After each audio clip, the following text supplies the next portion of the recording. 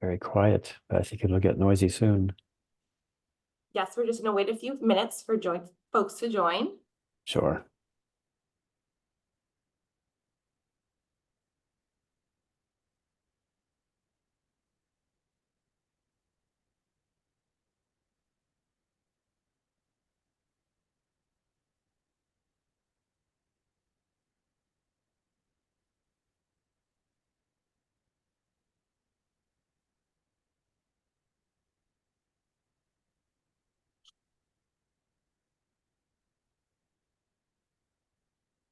All right, let's get started.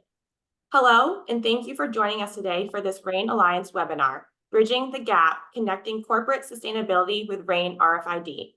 Just a few logistics before we begin. All participants are placed on mute throughout the call. If you have any questions or comments, please submit them using the chat box on the control panel on your screen. Questions will be answered at the end of the presentation. We anticipate this presentation will last approximately 45 minutes, allowing us 15 minutes for questions. While we will try to answer all questions, please know the webinar will last no more than 1 hour. Additionally, the call is being recorded and the recording will be made available to the public on the RAIN website. On behalf of RAIN Alliance, I am pleased to introduce to you Peter Richards from Talking Things. Thank you for joining us today, Peter. I'll turn the webinar over to you now. Thank you, Elizabeth. Hello, everybody. Thank you for joining from across the world for this webinar about the sustainability report that the RAIN Sustainability Working Group worked on for just over a year, and which we launched in April. And today, I just want to go through key findings of the report. So we'll talk about the goals, methodology, key findings, a couple case studies, a roadmap for connecting RAIN with sustainability, some use cases, and then the Q&A. So if we look at why we did this, why did the Sustainability Working Group decide to launch a report, a study on sustainability? We first had to decide, were we talking about sustainability of the tag or sustainability of the tagged product, of the product with a tag? And it was just decided that the impact of sustainability is much larger on the product itself than on the tag. So the first focus was, let's study the industry and find out the state of play for how companies are using RAIN RFID for achieving any kind of sustainability objective. So we wanted to get kind of the current state of play. And we knew it was young in the market, but we still wanted to find out to what extent were companies making this connection.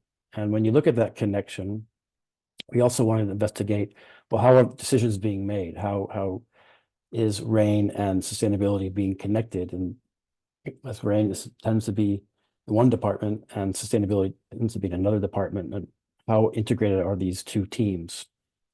And then another goal was around building confidence in the data carrier. This whole concept of RAIN as a data carrier is very important, particularly for regulatory and compliance issues. Like in Europe, you have the DPP, the Digital Product Passport, and we want the EU to list RAIN as a data carrier, and among other data carriers like QR codes or NFC. So we wanted to ensure that readers of this report would be confident that RAIN is a data carrier of choice for achieving sustainability objectives. And then finally, we wanted to find some earlier adopters and to extract those case studies and share them with members and with the audience. So those were the goals.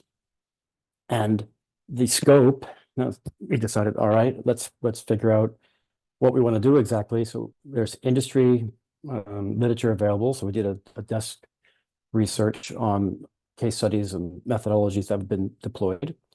And then we surveyed end users. The target was to find end users. And as you know, the membership of the RAIN Alliance is comprised primarily of non-end users.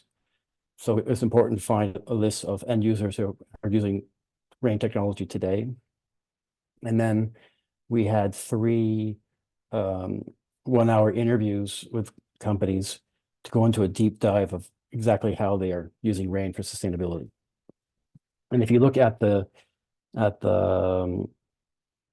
audience Okay, we are a global organization. We wanted to ensure global coverage and different types of businesses, different geographies. So in the end, the study included 74% were very, very large companies with more than 500 employees, but we did have some medium and some small businesses in the respondents.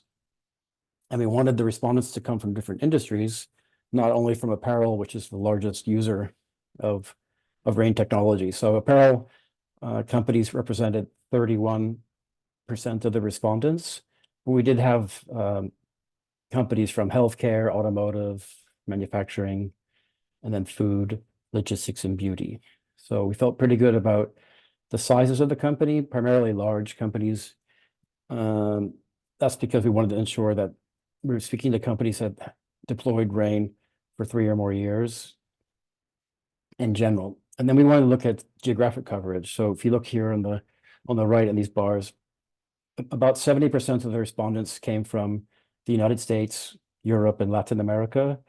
But we did have some respondents from the rest of the world, so Africa, Middle East, Asia. And then for us, it was important to know who was responding to understand where these perspectives were coming from.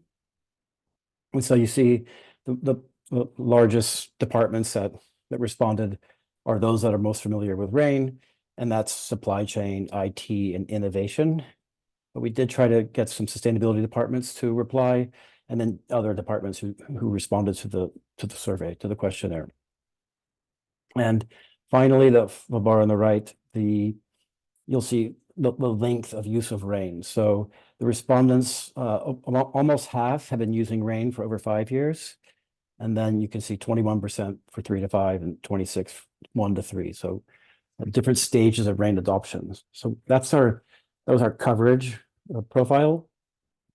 And then if we look at, so now let's look at the findings. So you think, well, how is this interaction occurring between the RAIN department or the teams responsible for RAIN, RFID deployment, and a team or department responsible for sustainability or ESG goals, environmental, social, and governance? And what you found is only 2% of the respondents have their sustainability team involved in a RAIN RFID project. So in general, projects are still basically deployed by and run by, managed by, financed by supply chain departments, IT departments, and innovation. And very rarely is sustainability involved in a RAIN deployment when we conducted the survey. And the survey was conducted September and October of last year. The next thing we wanted to know is who sets the goals, so we wanted to understand how decisions are made for connecting RAIN with sustainability. And overall, you find that like the sustainability goals are primarily set by the sustainability department or a CEO or other C-suite individuals. So sustainability decisions sit in a sustainability team or at the C-suite. And the RFID decisions are typically made in supply chain or IT. So completely separate departments that need to come together. Another finding we had is that if you want to connect your sustainability goals or achieve a sustainability goal using RAIN RFID as a data carrier, a lot of that data, the sustainability data in your organization already exists.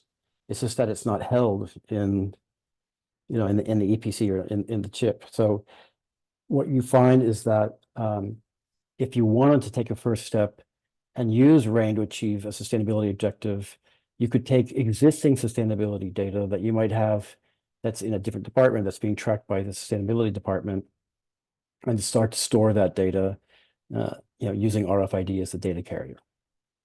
And so what you see is the data that exists and resides in supply chain and inventory management, because that's where RAIN is primarily deployed today, like for business efficiency type objectives. But later, the companies start to add sustainability data to the data collection process. a very interesting finding is this, what we call the maturity curve. So companies that have been using RAIN for less than 3 years, only 18% of those respondents have any interaction between the sustainability department and sustainability objectives and RAIN and business objectives, like supply chain transparency, inventory management, shrinkage reduction. These are disconnected departments. But if you're using RAIN for more than 5 years, we saw 80% of the respondents had integration and interaction between RAIN RFID and the sustainability department. So there's definitely a maturity curve that when companies initially deploy RAIN for your classic inventory management, supply chain, retail environments, that once those deployments have occurred, they expand the use of RFID to other use cases. And that use case primarily right now is around sustainability and in a large part in Europe because of the DPP, the Digital Product Passport, so for regulatory compliance. And that's why we had a question about regulatory compliance to see, well, where was this pressure coming from?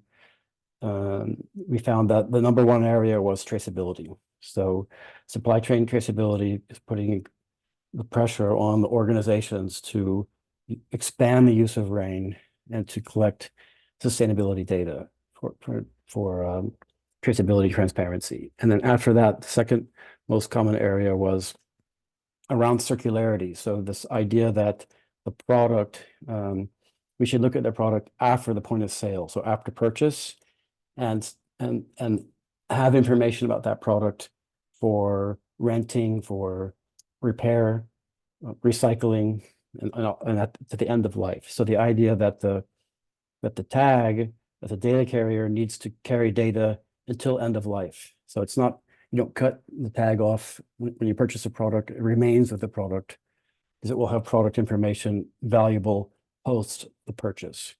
And this is the biggest driver at the moment, is the supply chain transparency and the circularity. And then the third area was ESG goals, the environmental, social, and governance goals, which that pressure is coming from the stock exchange and institutional investors who start to purchase stocks based on ESG goals and targets. And so companies need to start reporting their ESG goals or their CO2 reductions. And the only way to report that is to have the data. And the only way to have that data is to track that product through the value chain. And the best way to track that product is with a RAIN RFID tag. And I got a little bit ahead of myself, but that's just this urgency of sustainability, where you have the United Nations Sustainable Development Goals. We think that RAIN, and the respondents felt that it fits 5 of those goals. The world is behind on meeting those sustainability goals. We all know climate is changing, and there's this sense of urgency to address sustainability, where it was talked about, let's say, in the last decade, it's now being acted on in this decade. And this, let's say, change in why companies start to address sustainability and to take sustainability seriously is in large part due to this first bullet, which is about higher stock market returns. So companies that have better ESG targets and better sustainability results tend to have a higher stock price. So that's why you see this institutional investor money going into companies that are addressing sustainability. They have better returns and they're attracting more capital. The second thing is on the consumer side. If you look at just customers, Generation Z, if you talk to them, the various research shows that they're more sustainability aware, and so they want more information at the point of sale, at the point of purchase. And a lot of the youth of today, they want to buy sustainable products and they want to support sustainable products, or again, second life products and products that have been repaired that are not continuing to strip resources from our planet. I mentioned already ESG goals, and you see this fourth bullet, 85% of chief investment officers say that the ESG is an important factor. So it's kind of like money talk. So the primary driver of this is if you're a publicly traded company, it's a stock exchange. If the secondary driver would be customers and their intent to be, I want to be more informed. So I want more product information.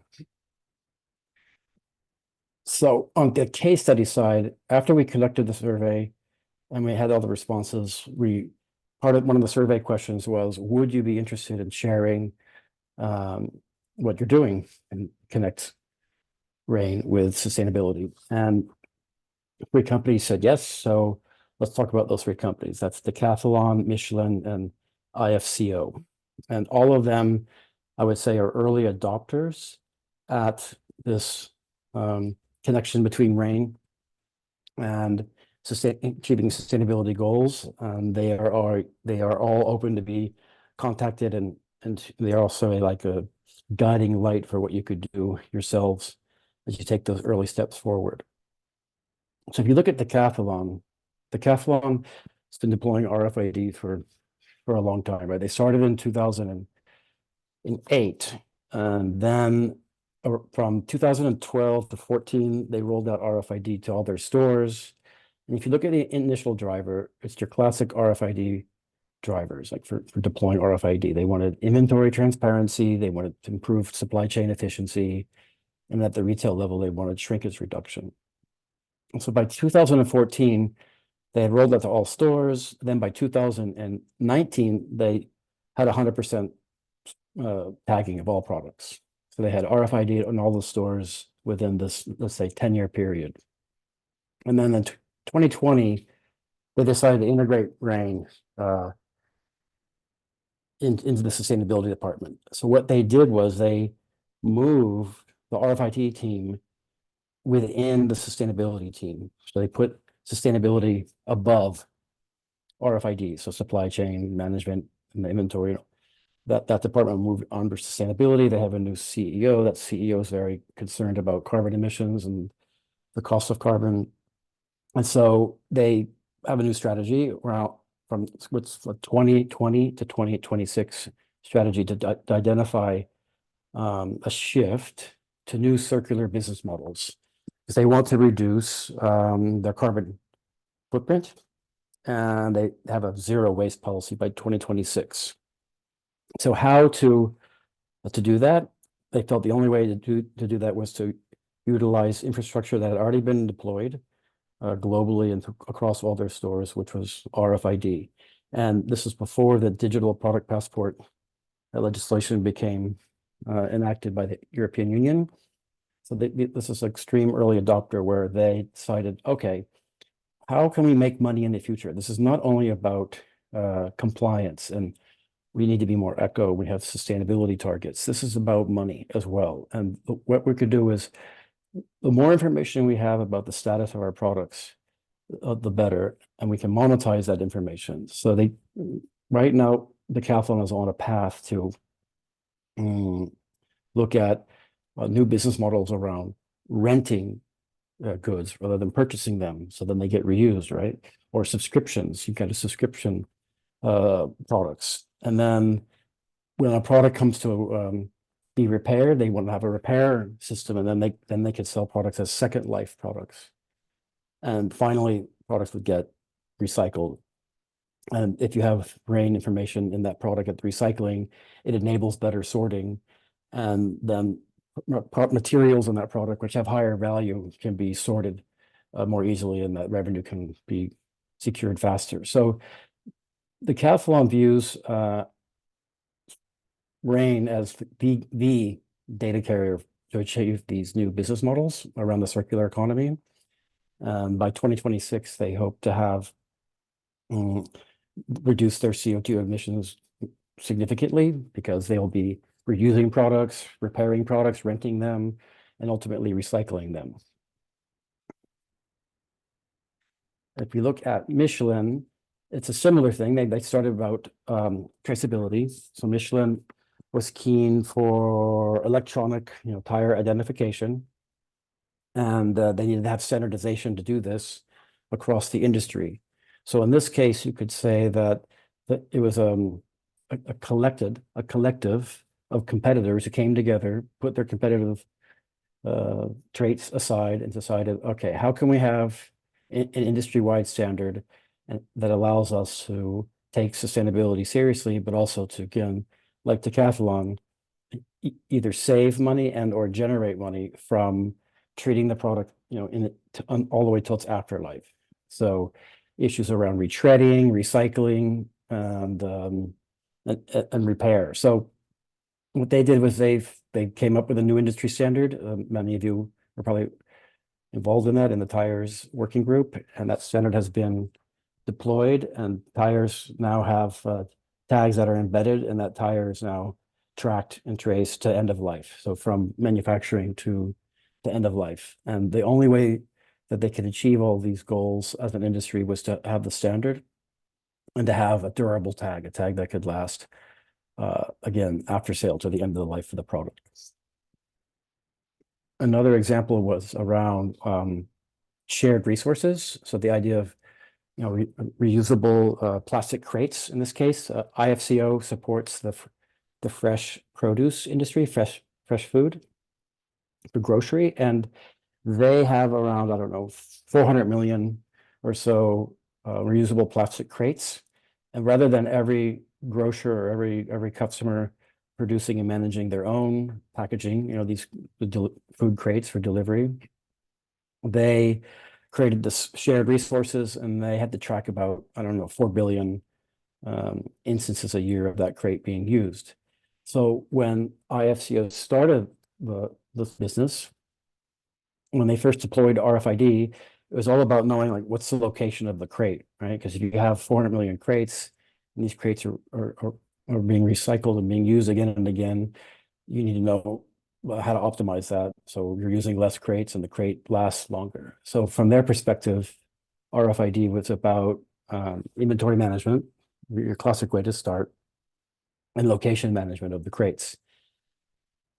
Over time, those customers, those produce customers, they started asking them questions not about the cost of their crate and the cost of this service, reusable packaging. They were getting more pressure on sustainability as well, so they were asking them to help with sustainability. So they started storing other data in the tag for the customer. So IFCO has the data they need to hit their objectives, right, for crate location and inventory management.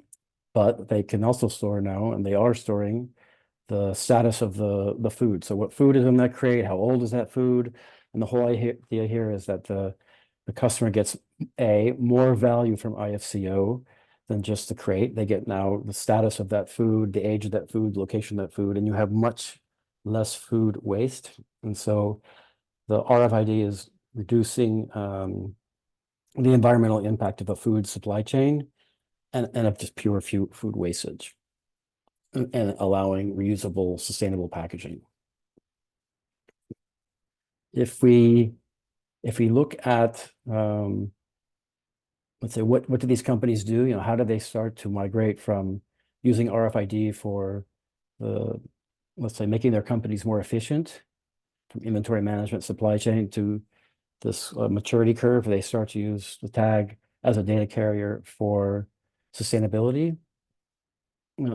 Like most projects in an organization, you need some commitment from the top.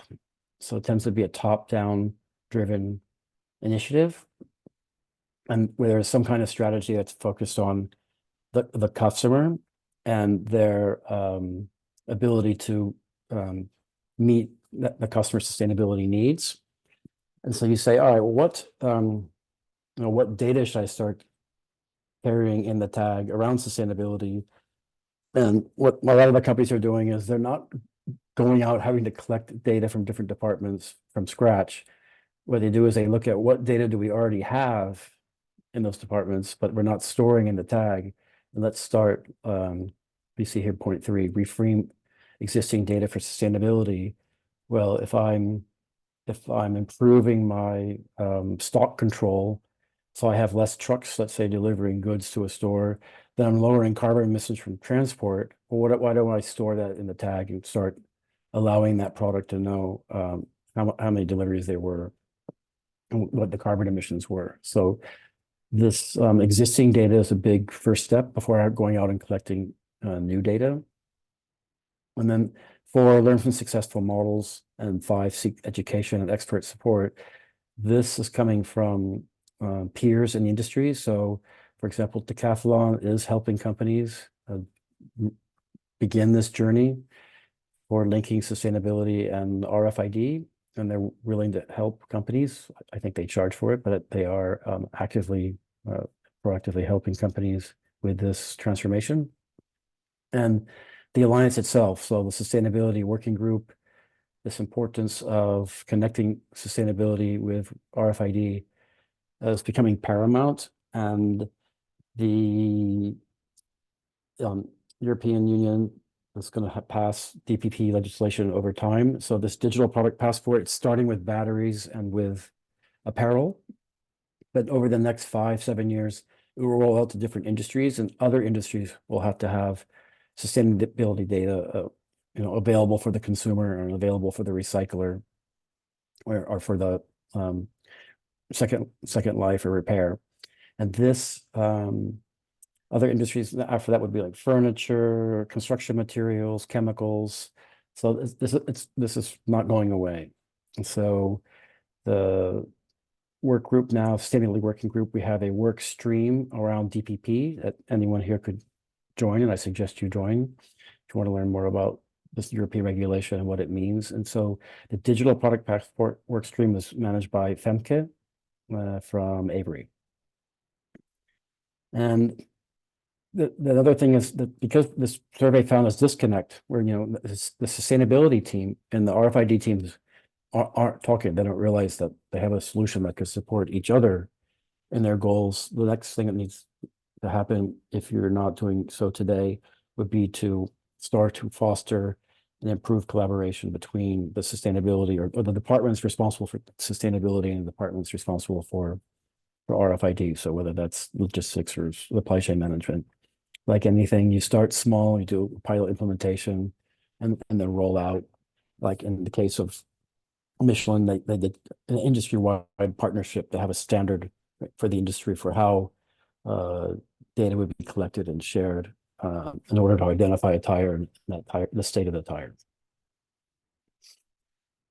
We asked in the survey for different examples. This is a part of, fill in what you are doing today type question. And the answers came in 3 areas. One is inventory data, but one is around supply chain, and one's a product component data. So in the inventory management area, companies said they're working with sustainability around tracking energy use, things like that.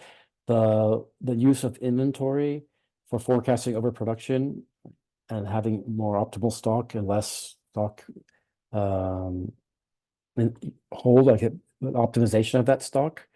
And the fact that if you there's a missing billions report by Avery that talks about all waste that is avoided by having optimal inventory. And so that is actually sustainability data, and that data can be stored in the tag and be available for processes down the line.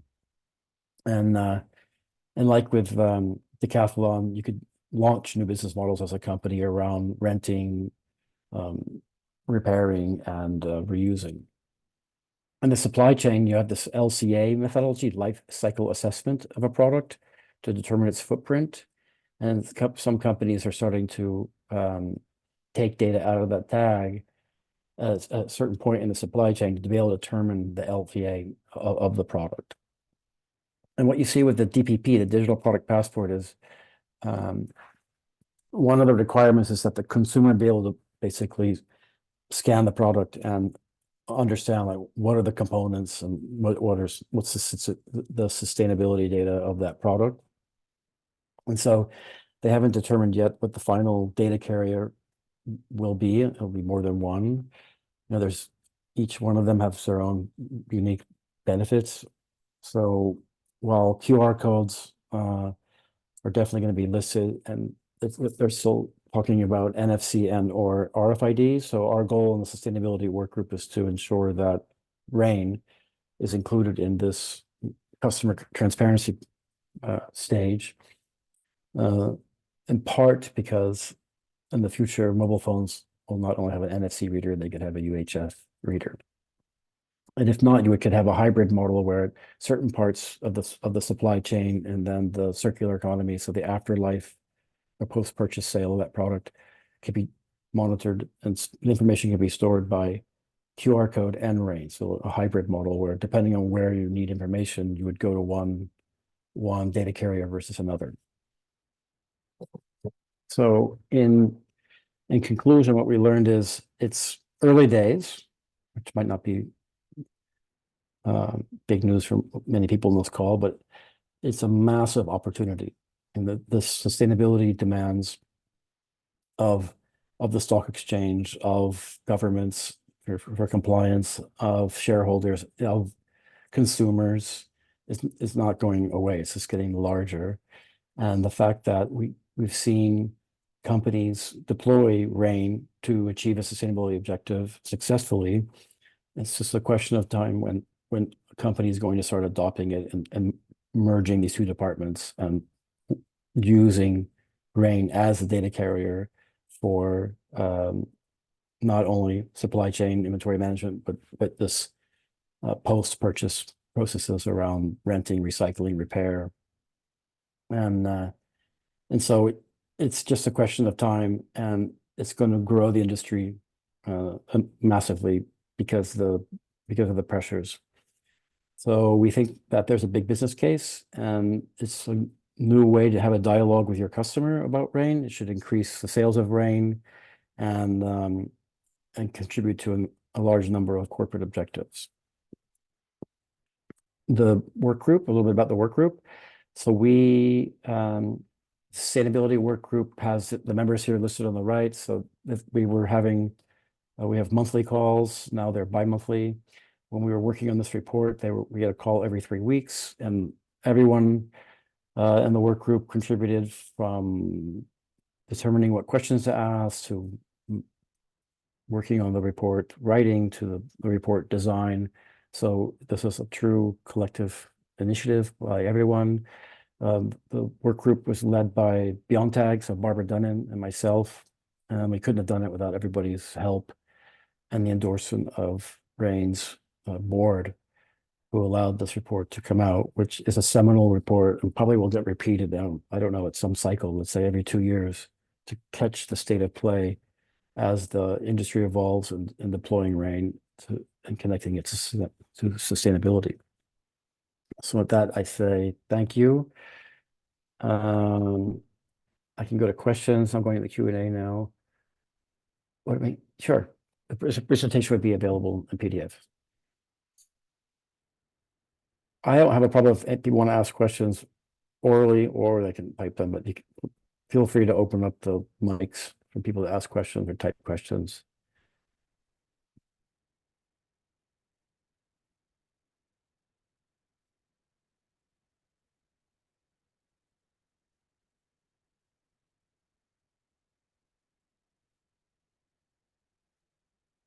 Nothing, it's quiet. No questions answered, no questions asked. I don't see anything now. See. If anyone wants to say a question verbally, just raise your hand and I'll unmute you.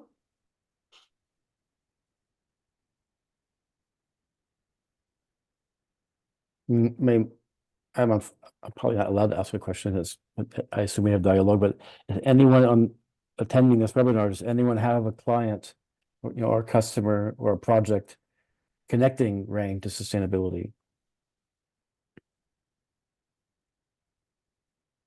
Thank you, Peter. All clear.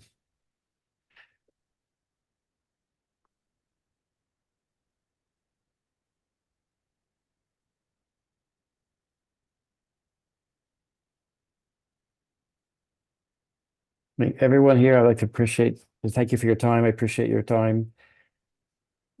We're all proponents of RAIN, and the industry is only going to grow, and the one way to grow it is through the sustainability initiative. So in your sales processes, in your businesses, in your projects, that even if you're not based in the European Union, any company that sells products that go into the European Union will be subject to this digital product passport. Again, it starts with batteries and apparel, We'll expand later to other sectors, like I said, construction materials, chemicals. Whether you're based in the EU or not, as long as your customers sell into the EU, this digital product passport is just one of several drivers for having sustainability data on the product itself. That's going to occur through embedded tags, or what Decathlon calls a durable tag. So I think that our industry is going to evolve. You've seen it now with the Michelin, right? They have tags embedded in the tire. And my personal prediction is that this embedded tag industry is going to grow dramatically. So all of us should start thinking about how the form factor of that tag could actually be part of the product, where it doesn't get removed after the sale. So it's there for later processes like in life, where you take that product and you get it repaired. So you would know the repair history. The repair history would be stored in the tag. Or if, as the whole world moves to a subscription economy, you think about it, 10 years ago, who had a digital subscription?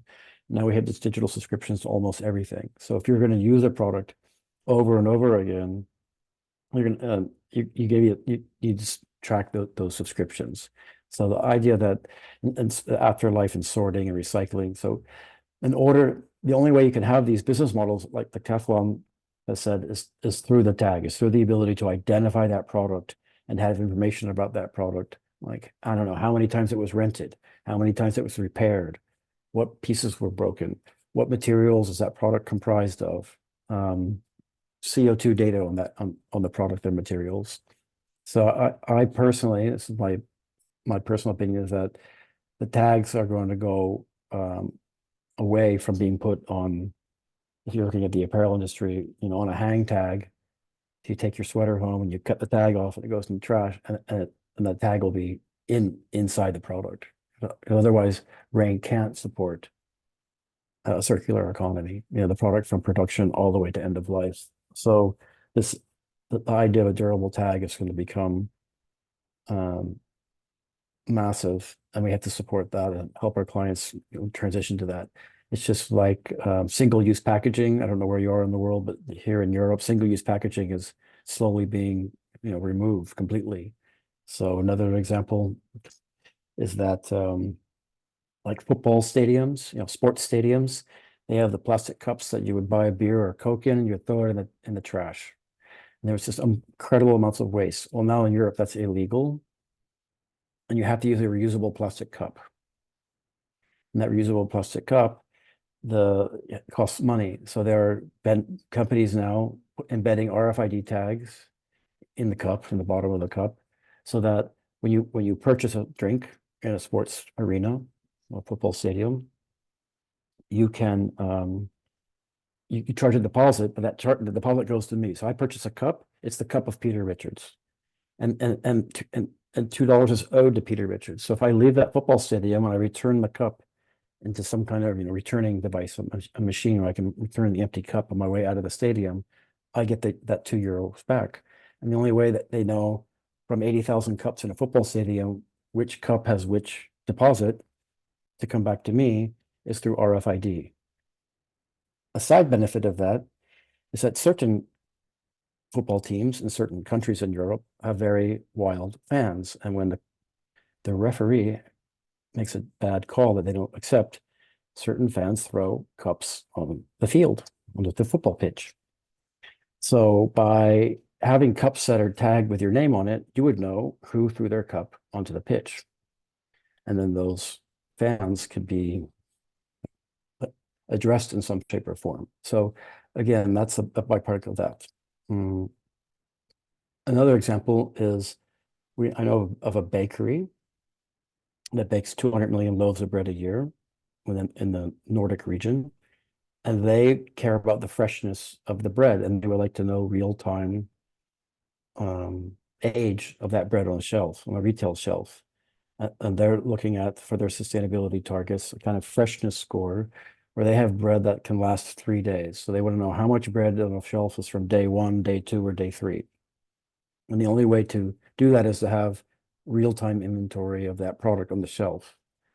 So it's early days, but again, I start to see the sustainability initiatives moving outside of apparel, the obvious use case, because that's where most tags are used today, and into other areas like healthcare and food and beverage.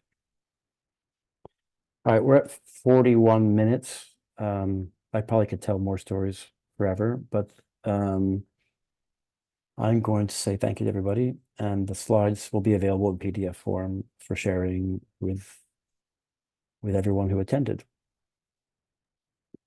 Thank you, Peter. Thank you. Bye-bye. Thanks, everybody.